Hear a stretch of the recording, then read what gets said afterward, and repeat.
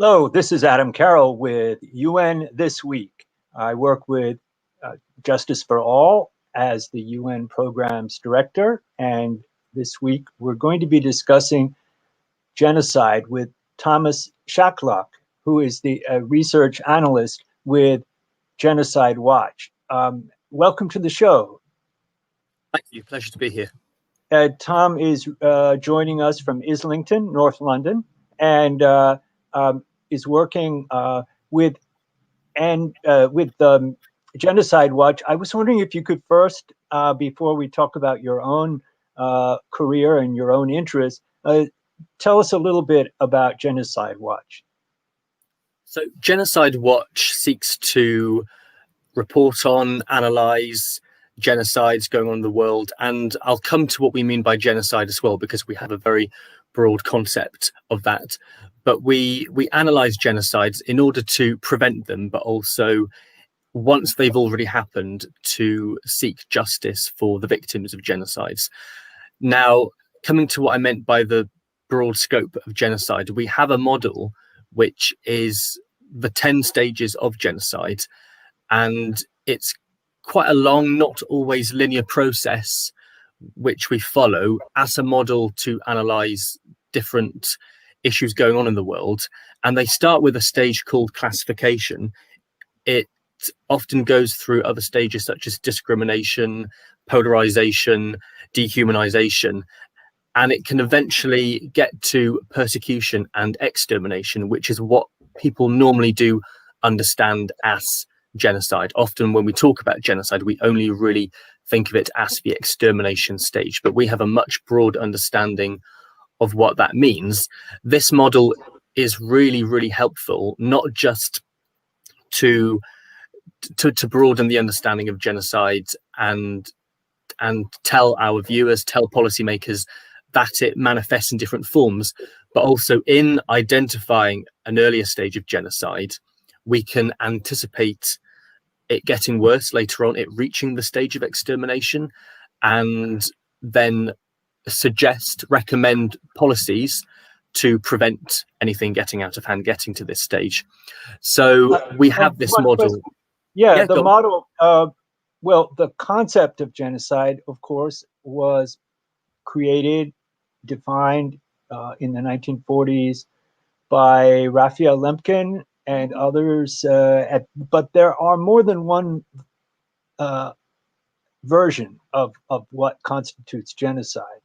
So, and of course, one can get hung up on those details and evade, having any proper response because of these semantic differences. But so I was wondering, as far as the definition of genocide, you are expanding it to include these different benchmarks, these different aspects. But how would you define it? How would I define it? It's interesting because we're broadening our understanding of genocide beyond a given definition, which is entrenched in the Genocide Convention, which does talk about the mass murder and the massacres of ethnic groups, linguistic groups, or religious groups. And then also it refers to the forced displacement of these groups of people as well, and also the abduction and displacement of children as well. That's another act of genocide. Genocide can also manifest in the mass rapes of particularly women, but in general members of these groups of people. So there are lots of different acts which we constitute, or we say do constitute, as genocide. We don't really work on a given definition yet in a tightly worded definition, but that is our broad understanding, and we do see them, most of them, listed in the Genocide Convention. But we also do have an argument, a general argument at the organization, that unfortunately the Genocide Convention never went far enough to include a lot of people. So we also consider any persecution of certain political groups as genocide, especially when it does manifest in the form of murders.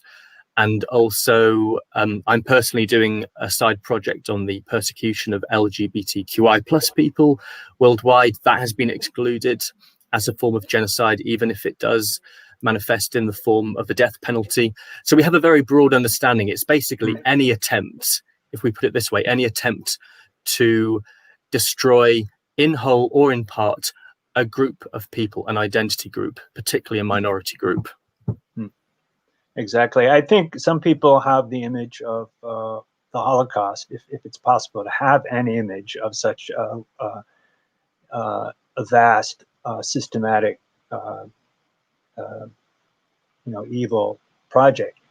But then there's Rwanda, which was very quick and with machetes, and so there's every genocide is different, it seems, and so the Rohingya genocide, which was for a long time called by many of our allies a slow burning genocide, then became very dramatic with the mass displacement of 750,000 Rohingya in early fall 2017, but has many other aspects as well that you were mentioning. And in fact, leading up to that time, the U.S. Holocaust Memorial Museum, had also, like yourselves, listed the various hallmarks of genocide, and that already before that expulsion and that those mass atrocities, one could categorize the persecution as a genocide. And of course, now we're in the denial stage of genocide as well. So that now you all work on a number of situations around the world which are in different stages. But before we get to that, I did want to ask about how you yourself came to this kind of work. So I've studied a number of the issues that we cover at Genocide Watch in my own academic study. So that includes when I was doing French studies as a language student, as an undergraduate language student, and then also moving on to doing international relations for postgraduate study. And I've learned about these issues before. The Rwanda genocide, I've studied them, done numerous studies on them, the Democratic Republic of the Congo as well. So these are some of the areas we're looking at today. The Rohingya crisis, I've also researched them on a more individual basis in my free time doing student journalism. So I've come across them all the time, but I've noticed that they haven't always been perceived as a form of genocide.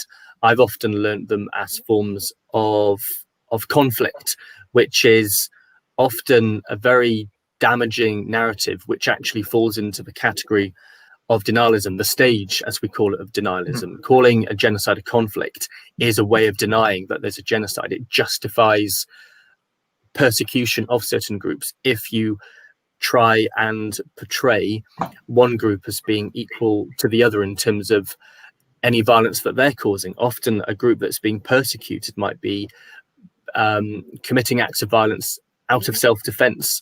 So conflict and calling something conflict is often a form of denialism itself.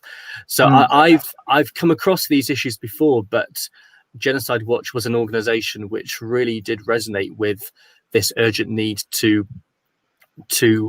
address these differently and more honestly and call them what they are, which are often cases of genocide.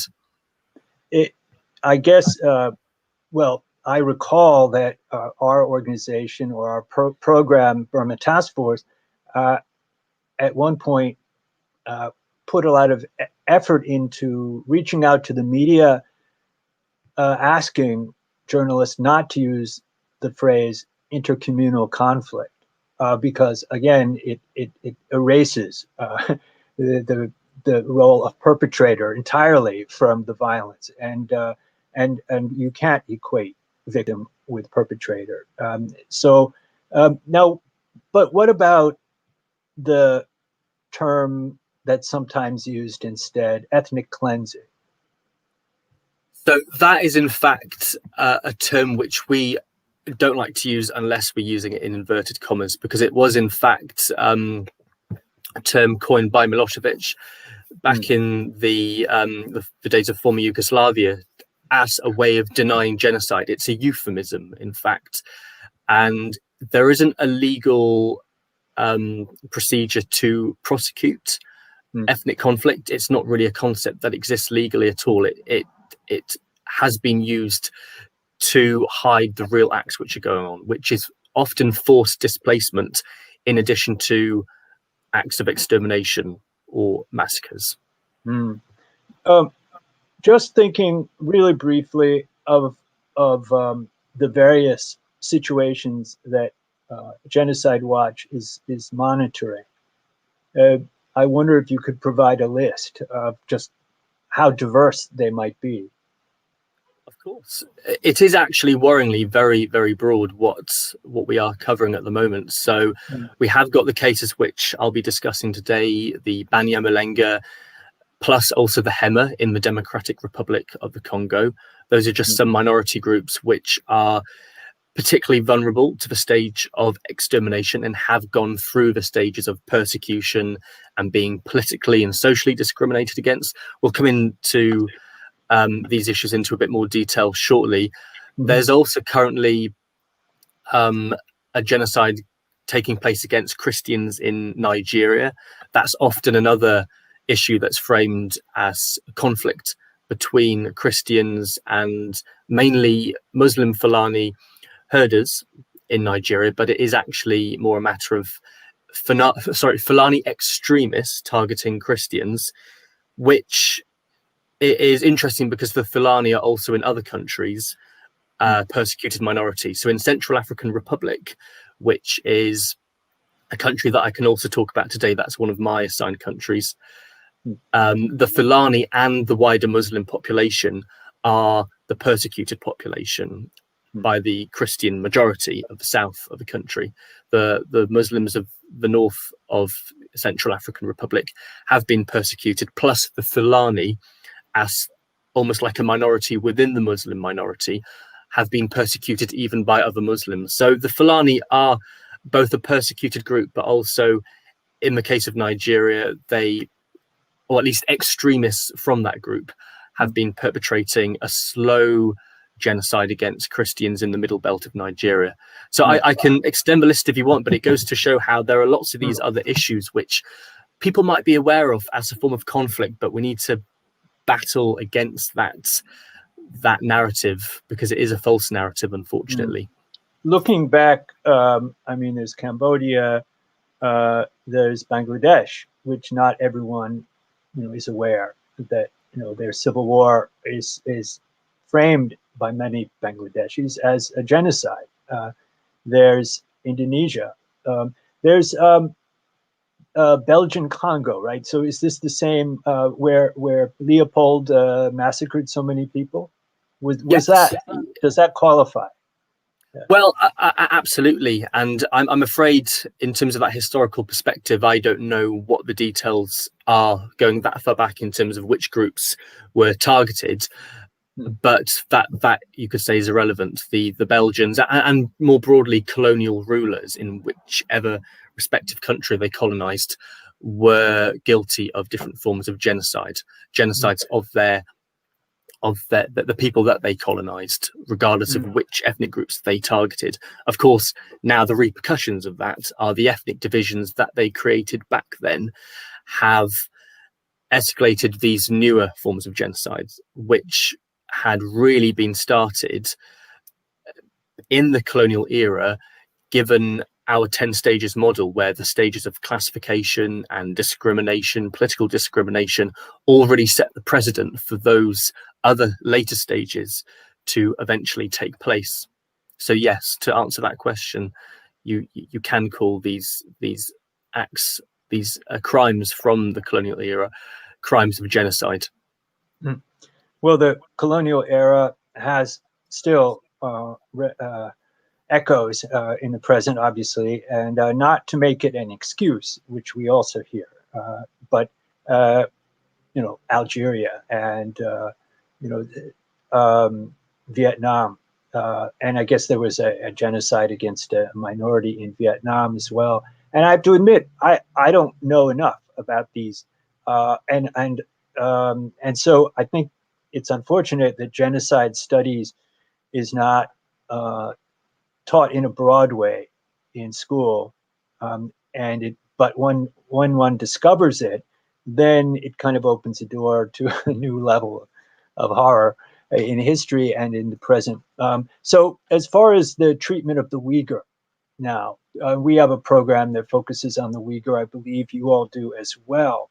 Obviously, the oppression is systematic and vast. What would you say using the framework of genocide?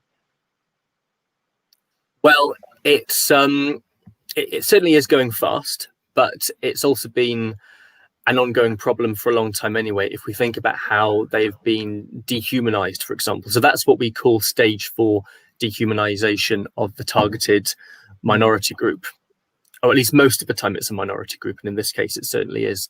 So they've been dehumanized by being portrayed as terrorists that the Chinese government need to clamp down on and re-educate. That is, of course, a euphemism.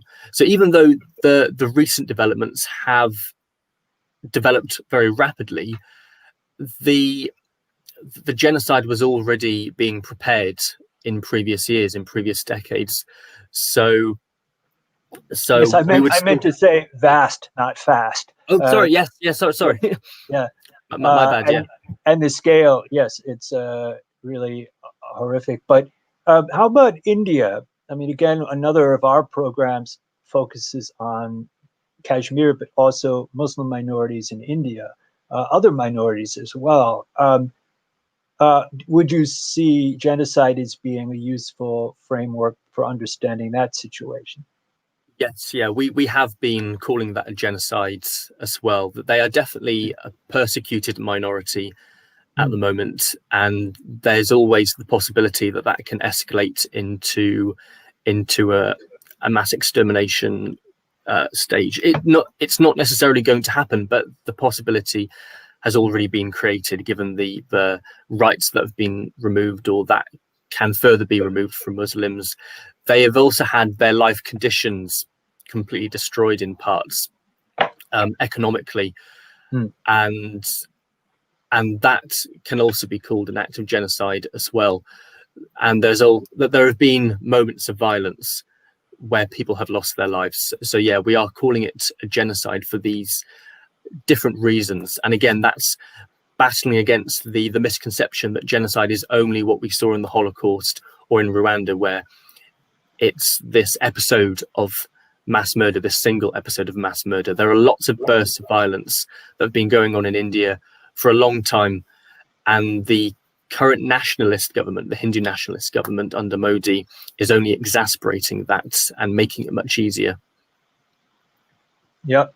Well, we have a viewer writing, "Thanks, please help Rohingya Muslims stop genocide." And yes, that brings us to speaking both about the Rohingya and also a group that probably many viewers have not heard about.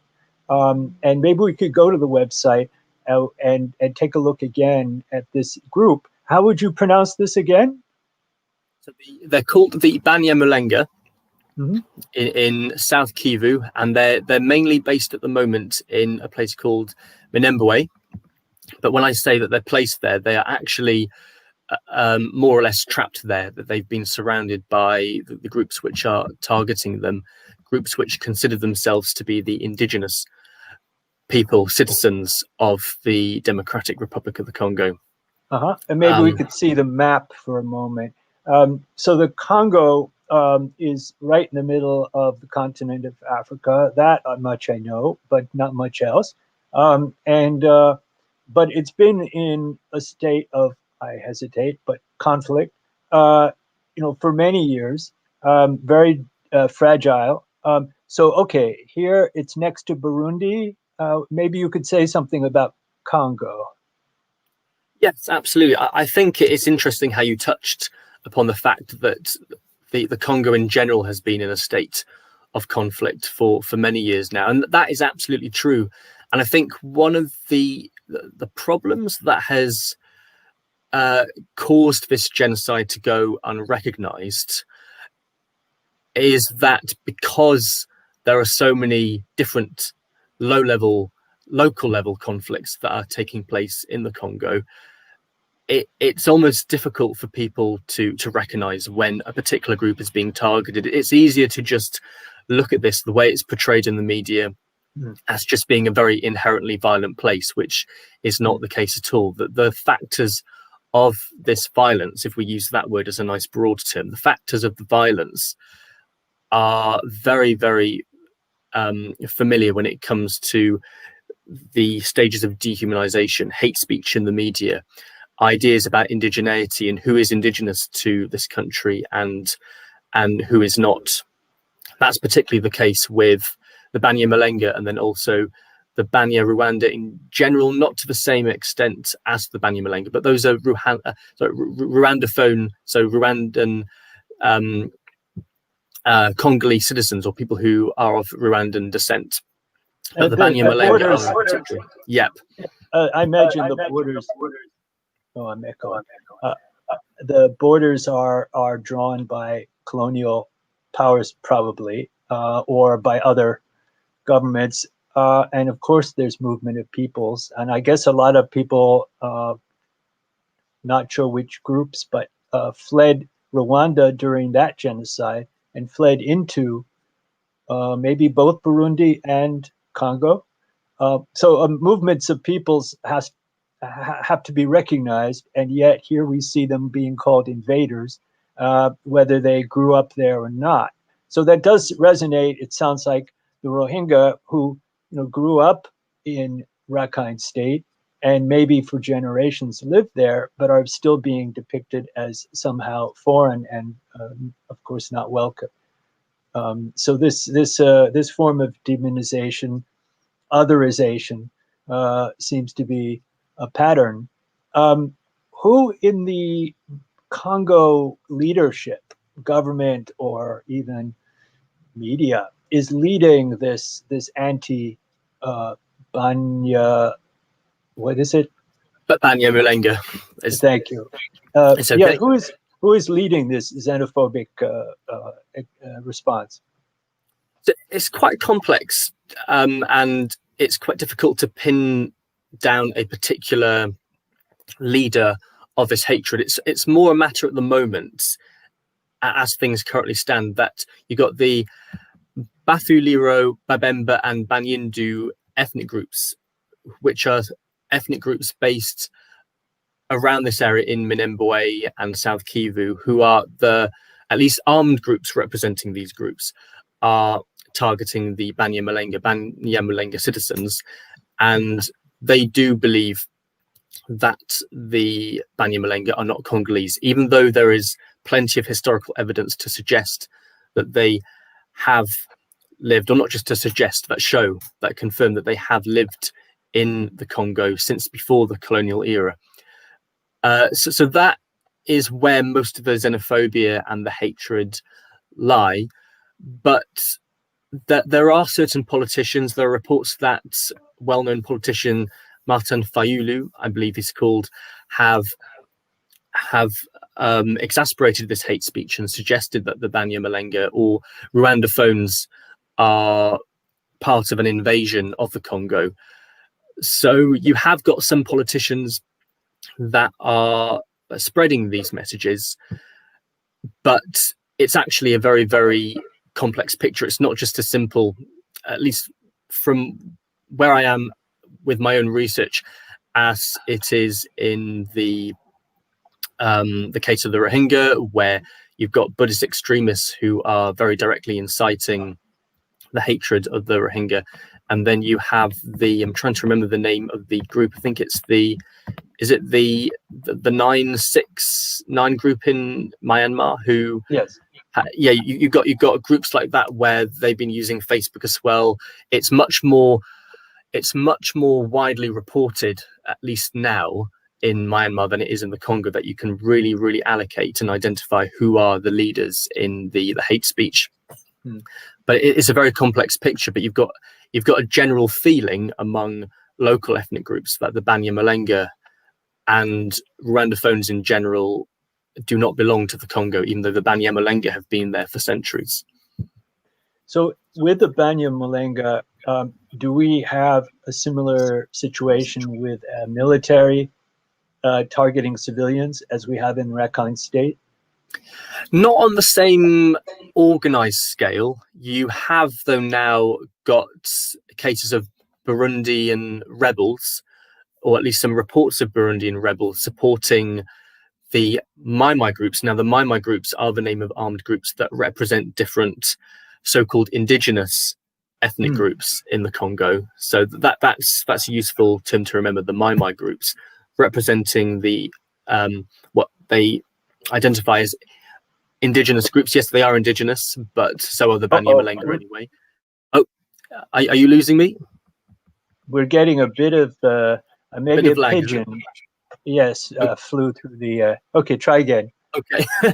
Yes. So, of course, all these ethnic groups are indigenous to the Congo, but so are the Banyan Malanga, which is why I say the so-called indigenous groups of the Congo. So the Mai Mai represent these groups. Burundian rebels have been reported to support the Mai Mai groups as well. And then there are also reports of members of the Congolese National Army also supporting Mai Mai groups, not out of an organized military campaign in the same way as the military have been acting in Myanmar, but because of the corruption and the lack of economic security and the struggles that a lot of Congolese soldiers face themselves, it ends up becoming much more appealing for some to support Mai Mai groups as opposed to protect the vulnerable groups such as the Banyan Malanga. So yes, there are cases of complicity of the military, but it's not quite on the same level as what we see in Myanmar. It's still very worrying, and it's still not good news for the Banyan Malanga. I guess, but correct me if I'm wrong, that a lot of cell phone materials are mined in Congo. Is that correct? Yes, yep, exactly. So what is the impact of the U.S. dependence on those raw materials? How does that affect the balance of power, or is there any complicity that you see? I would say that, first of all, with this particular area, because the Congo is a very, very complex area, and there are so many dynamics to the different conflicts and levels of violence that go on. It's not an area that I can give a very detailed and confident answer, but I can say that, yes, you have got the issue of conflict minerals, which are still coming from this part of the Democratic Republic of the Congo. And so long as it's not being addressed, that's fueling the incentives for a lot of the conflict and violence that's going on in the country anyway. What I would say about it, though, is that while the issue of conflict minerals, according to other reports and documents that I've seen, is incentivizing the continuation of violence in this part of the country, the case of the Banyan Malanga is still separate from that. It's much more based on myths of the Rwandophones as invaders. It's much more based on this xenophobic narrative than simply the conflict mineral situation. The conflict mineral narrative, not that it's a false narrative, but I think it's often used to distract the outside world from a lot of the other dangerous factors of violence in the Congo, which is often genocidal intent. It's a different issue, but they combine a lot. We just had a greeting from Bosnia, and thinking of the genocide there, the U.S. and European media and some governments tried to avoid becoming involved for quite some time. And of course, one read that it was an age-old animosity between communities rather than looking about how it was manufactured and promoted by certain leaders. And so if we do that to Europeans, and if Europeans did it to their own neighbors until they couldn't anymore, then it seems all too easy, given racism, to ignore these mass atrocities and these genocides in Africa and elsewhere, frankly. Do you feel that perhaps racism is a factor in the lack of attention? Yes, yeah, I absolutely think so. This is something which I worry about quite a lot, actually. How do we really motivate people to pay attention? This was the problem with the Rwanda genocide. It was only once it got to 800,000 deaths that people really did manage to process what had just happened. It took for the Rwandan Patriotic Front to intervene under the leadership of the Tutsi rebels, to intervene and stop the genocide. It took for them to take it into their own hands, for people to really wake up to it. Meanwhile, France and Belgium were removing their own citizens from Rwanda for protection, but leaving all the other Rwandan citizens to die, or at least the Tutsis, the targeted Tutsis and moderate Hutus, to be slaughtered. So, yeah, I do think that racism continues to be a really, really worrying problem and cause of the lack of attention. And with the Congo, again, going back to that image that I was touching upon earlier, that it's often portrayed, this country, it's often portrayed in the media and in images as an inherently violent place. And yes, there's a lot of violence, there's a lot of problems, and it does seem to be going on for a long time, which might desensitize the public of the Western world to what's going on there. But it's not just inherently violent. There are all these factors, and people need to pay attention to it desperately. Well, we're going to take a very short break. We're going to run an ad now, and then we'll be back for another 10 minutes or so and wind up the show. So please stay tuned, everybody. This is UN This Week.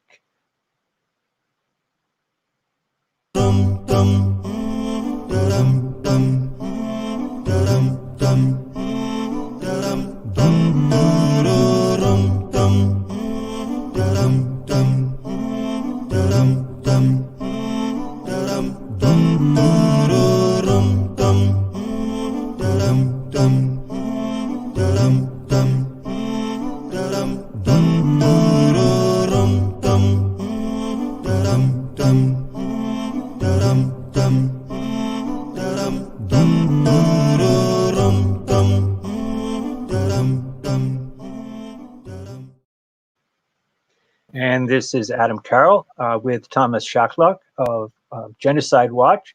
That ad, just as a reminder, to buy tickets, to register, join this Saturday to support Sound Vision. That is our partner NGO working on a whole range of projects. And they're great stuff, and they deserve to continue. Anyway, we were discussing genocide, and specifically among the Banyan Malanga in the Congo. And just a couple of questions. Do journalists or UN agencies have access to the region? Yes, they do. And I'd say that the reporting is limited on the Congo in particular, but there are some news agencies which do report daily on what's going on there. What I would comment on, though, is that the narrative, and often from the same media sources, can be very, very mixed day on, day out. Sometimes the same source might say that the Banyan Malanga are being disproportionately targeted, particularly vulnerable within this ongoing violence. The next day, the same media source might just call it a conflict. They might call the Banyan Malanga Tutsi because they are often associated with the Tutsi of Rwanda and other Tutsi groups within the Congo, but they are called the Banyan Malanga. That is their identity, their group name.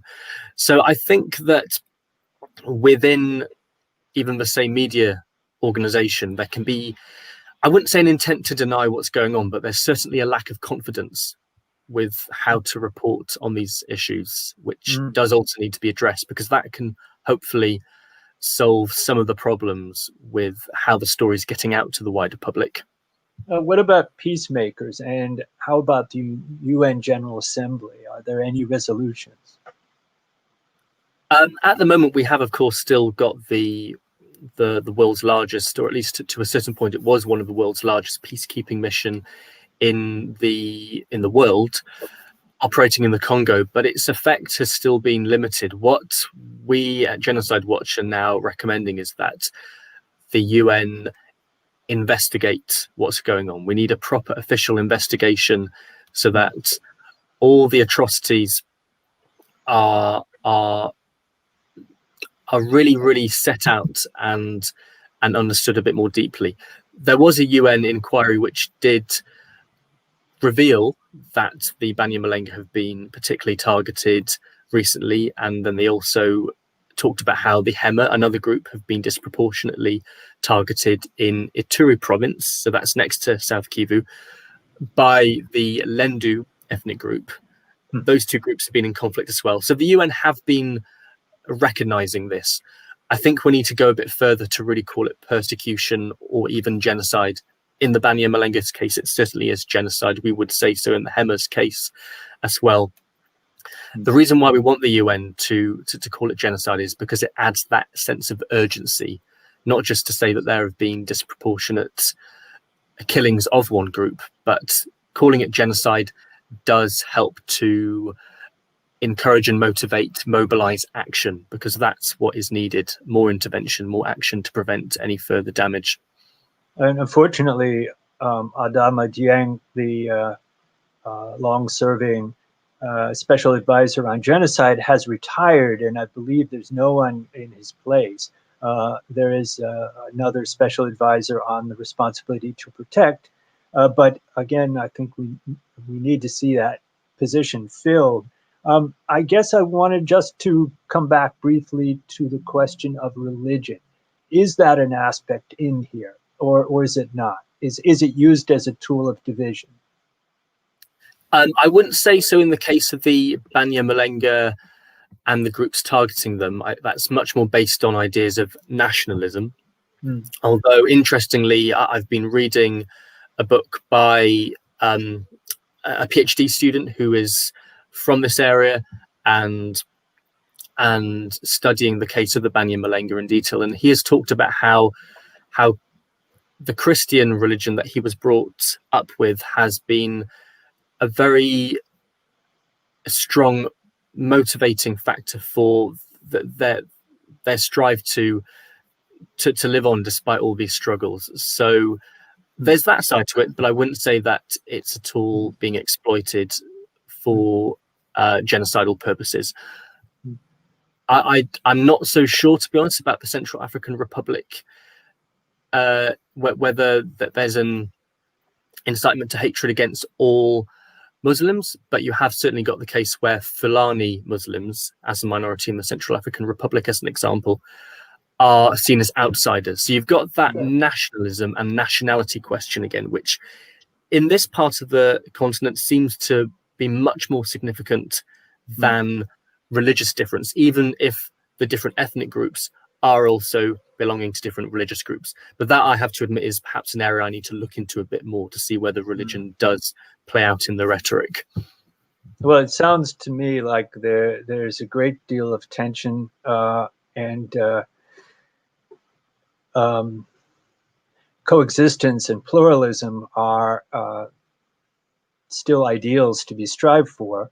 But then again, that's true in the United States. We've patted ourselves on the back for so many years about being a diverse, multicultural nation. But of course, for many of us on the right, multiculturalism is seen as a really stupid thing or a threat. So it's a conversation at best and a struggle, really. So in various African countries, we can't just speak of Africa, every political ecosystem is different and dynamic, changes over time. How about, though, this minority group in the diaspora? Does it exist in Europe? Does it exist in the United States? Yes, and the Banyan Malanga do have a an advocacy group based in the US called the I believe it's called the Mahoro Group, and they we are liaising with them at the moment to make sure that they get as much support as possible to push their message to the UN and the US government to call for better protection of the Banyan Malanga. So the diaspora very much is vocal on this issue, but there are also tensions across the Congolese diaspora when it comes to this issue. Do Rwandan genocide survivors groups ever show solidarity? Is that a possible line of work? That's not something I'm too sure of. One thing I would say, though, is that because the Banyan Malanga and the Tutsi are not exactly the same group, there are some differences there. So whether, if I were to look into it, whether that also becomes clear in the level of solidarity on this issue is something that would be interesting to find out. One thing also is that the Banyan Malanga are seen as Tutsi and seen as being Rwandan invaders because they did take part, or at least they did collaborate with the Rwandan army when they invaded the Congo in 1996, which is of course what did cause the Congo War, the first Congo War, to take place. So in the eyes of many Congolese ethnic groups and the Congolese majority at large, they are seen as Rwandans and Tutsi, but they don't identify completely as being Tutsi. They're not Rwandans, they are Congolese. So it would be interesting to see how this does play out in terms of the solidarity between groups as well. What we'd like to see, perhaps as a final note on that issue, is we'd like to see more solidarity between different minority groups anyway, because they are all persecuted in the same way, just in different parts of the world. I was hoping we might get a visual of that link, just to see the Facebook page of the of this group that you're mentioning. For sure. So it would be great if we could have an image. Perfect. So this is the group called Mahoro Peace Association, and they are in the U.S. In fact, I recognize they're in front of the nation's capital, where we have been for the Rohingya and for other Burmese ethnic groups. So we certainly recognize what they're doing. And perhaps it's worth reaching out if people are interested. And I hope people will be. We do need to build solidarity among the various groups impacted by genocide, and also just who feel this issue, that it's not acceptable. It's not normal to have mass killings and extermination campaigns. So I hope that those who work on the Rohingya issue will think of reaching out to African groups and showing mutual support.